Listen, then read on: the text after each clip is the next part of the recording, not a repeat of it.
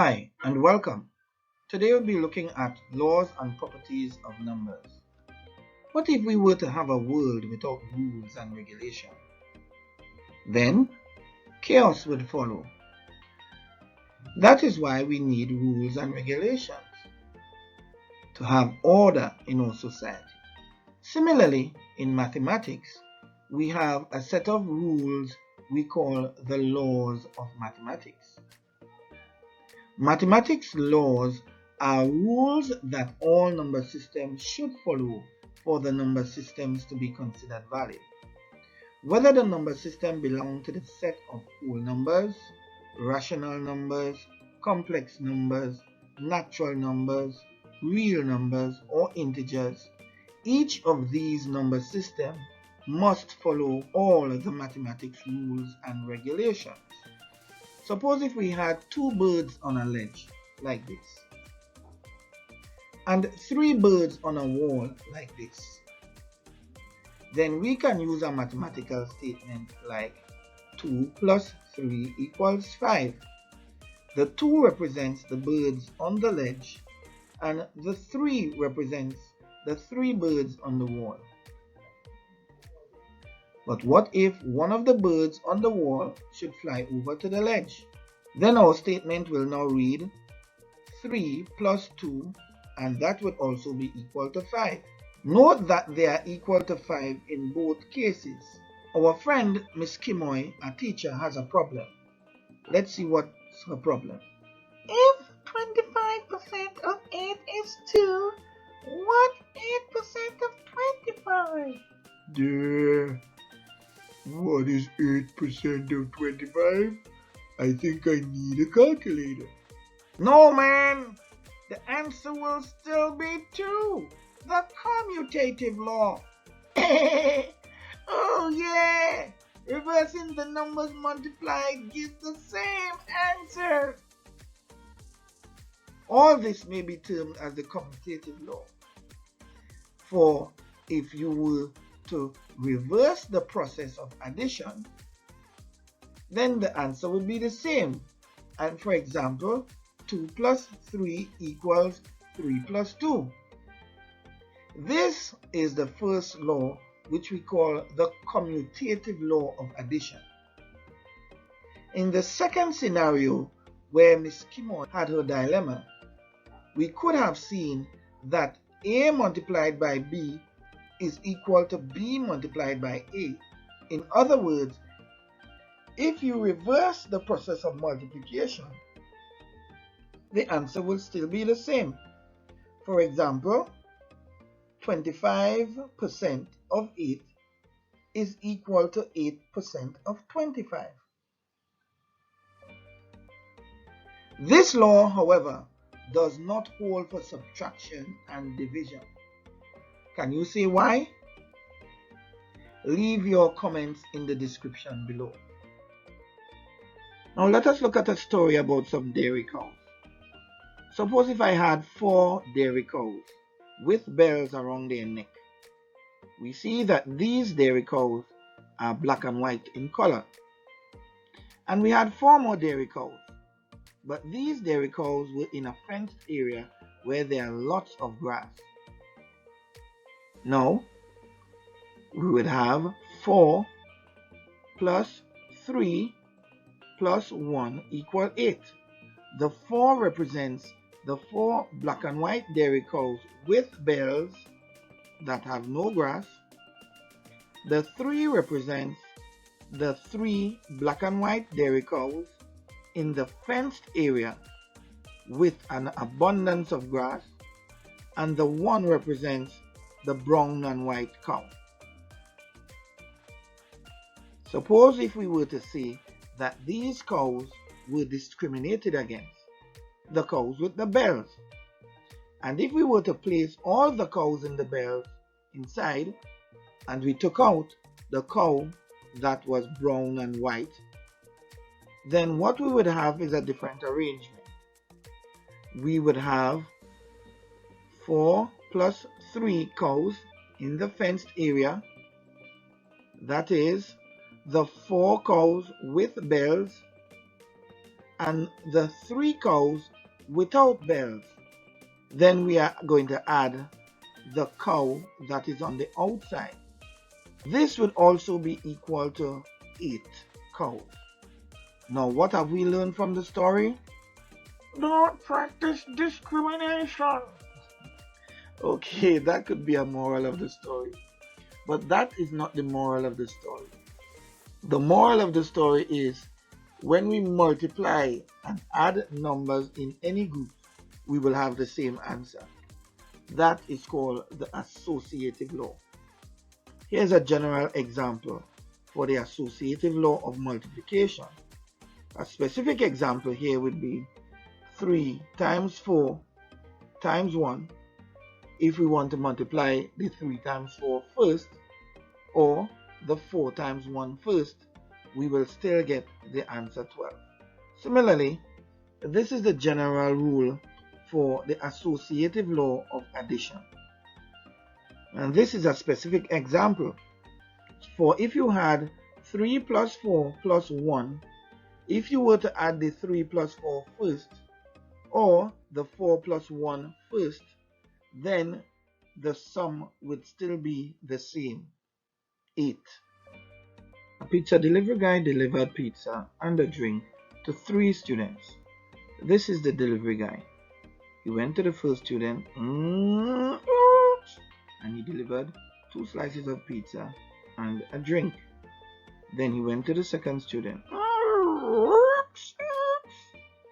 and he delivered 2 slices of pizza and a drink.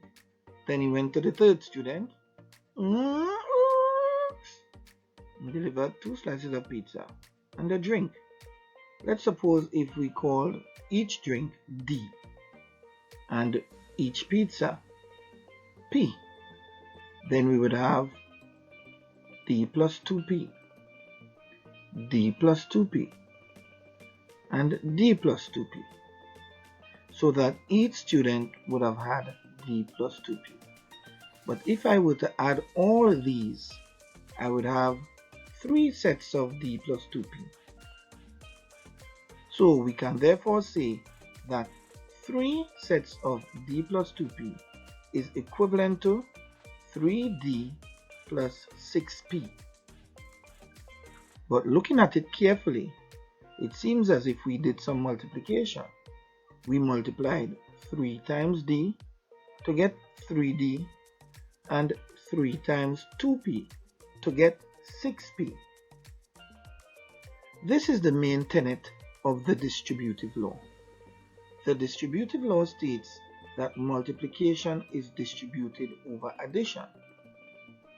This could be confusing sometimes, but if we look at the same example that we had, that could have been generally written like this. If I had A sets of B plus C, then this would be equal to A times B plus A times C. And this can be simplified to AB plus AC, because A times B is AB and A times C is AC. Let us look at a specific example. If I had 5 into 7 plus x, then this would mean that I have 5 sets of 7 plus x. And this can be simplified as 5 times 7 plus 5 times x. And this can be further simplified as 35 plus 5x, simply because 5 times 7 is 35 and 5 times x is 5x. So that when 5 into 7 plus x is expanded by the distributive law, it is equivalent to 35 plus 5x. If there were a bank robbery and the thief ran off with a lot of cash, then disappeared, then no doubt you would have a series of investigators coming to find out who was the perpetrator. They would most likely use fingerprints to identify the perpetrator. And this is because fingerprints are unique and it reveals the true identity of someone. In similar fashion, Mathematicians use the identity property to determine if each number system qualifies to be a number system. Here's a thought-provoking question. What can you add to any number for you to get back that same number added? The answer is 0. If I add 5 plus 0, I will get 5. This means that if I add 0 to any whole number, I will get back the same whole number added. What is negative 5 plus 0? Negative 5 plus 0 is equal to negative 5. This means that if I were to add 0 to any integer, I will get back the integer added. Similarly, this law applies for fractions. If I were to add 0 to 3/4, then I will get back 3/4. This means if I add 0 to any fraction, I will get back the fraction added. 0 therefore is called the additive identity. But is there a number we can multiply by a number in order to get back the same number we had in the first place? Yes, there is. 1 is that number. If I were to multiply 5 times 1, I will get back 5. This means if I multiplied any whole number by 1, I will get back the same whole number I had in the first place. What about if I multiplied negative 5 times 1? This would also give me negative 5. This would indicate that when I multiply any integer by 1, I will get back the integer multiplied by in the first place. Similarly, if I were to multiply any fraction, for example 3/4 by 1, I will get back 3/4. 1 therefore is called the multiplicative identity. Definition. We can now define what identity is. The law of identity simply states that when you are multiplying any of the number systems by 1, or you are adding 0 to any of the number systems, the identity of the number remains. So therefore, 0 is the additive identity and 1 is the multiplicative identity. Don't you wish if you could just undo some of the mistakes you have made? Well, in mathematics, you can undo some of these mistakes by using the inverse. Here's an example. What can I add to any number to give me the identity? Remember, the process here is addition, and so therefore I use the additive inverse to give me the identity. Here's an example. If I had 5 minus 5, that would give me 0. Now consider the 5. A positive is understood to be in front of the 5. So the opposite of positive 5 will be negative 5. So the negative 5, or the minus 5 in this case, reverses the process of adding 5. And because it reverses the process of adding 5, we will have 5 minus 5 equals 0. And recall 0 is the additive identity. And because we obtained the additive identity, we therefore say minus 5 is the additive inverse of 5. We can also say 5 is the additive inverse of negative 5. What can I multiply by any number to give me the identity? The multiplicative inverse. Here's an example. If I had 5 multiplied by 1/5, this would give me 1. Remember, the inverse operation for multiply is divide. So if I divide it by 5, I will have 5 divided by 5 equals 1. And so therefore, 1/5, or division by 5, is the inverse of 5. Similarly, multiplication by 5 is the inverse of dividing by 5. Here you can see the opposite operation at play. In conclusion, we can say the inverse is basically the opposite operation that is used to obtain the identity. Have you ever heard of a sheep bearing a piglet? That is unheard of. Similarly, in mathematics, there is a law called closure. When mathematical operation is performed in a specific number system and it results in a number belonging to the same number system, then the law of closure is satisfied. Here are some examples. If I had an integer added to an integer, I will always get an integer. Here's an example. -5 is an integer. 7 is an integer.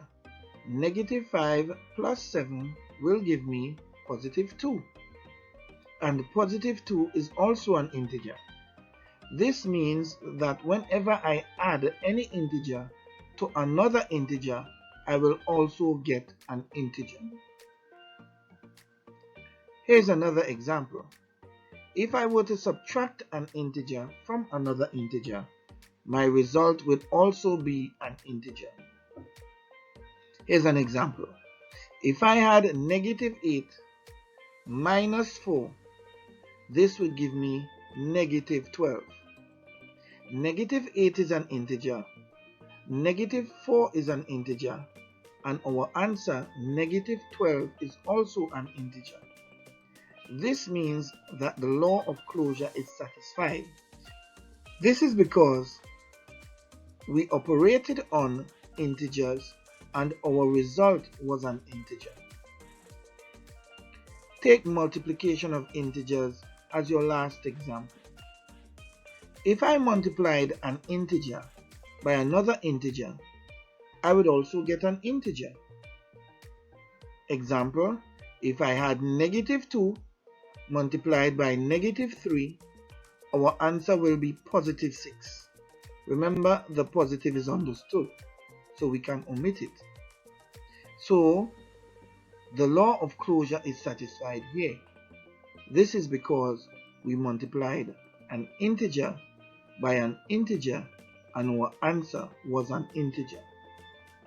Whenever you perform operations in a particular number system and the answer does not result into a number within the same number system, then that means the law of closure is not satisfied.